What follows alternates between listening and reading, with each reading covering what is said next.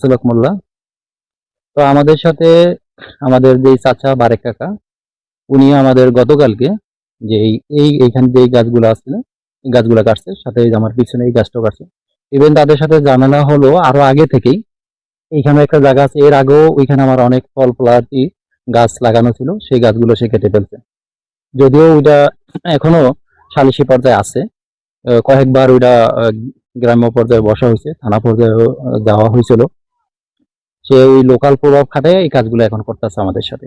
আমি এটা সঠিক তদন্ত করে যে ন্যায় বিচার আছে, আমি সেই বিচার চাচ্ছি। লাগাইছে ডাক্তারে আছে ইয়া বারেক মোল্লায় কাছে এই গাছ যা আছে এদি সবই বারেকই গাছ লাগাইছি। আবার আমি কাটছি মনে করে এখানে বালু ফালানো হবে, এই সেই জন্য যেমন এগুলা পরিষ্কার করলাম আর কলা গাছ বারেক মোল্লা। ওই জায়গাটা কি আপনার পরিচিত নাকি পৈতৃক? হুম? ওই জায়গাটা আপনি কিনছেন না না আপনার আমার কিনা সম্পত্তি। ওই জায়গাটা? কত শতাংশ জমি কিনছেন? উটের জমি তো অনেকখানি আছে, ওখানে এতে আছে, এতে বুঝেন এইখানে আছে 9 শতাংশ আছে।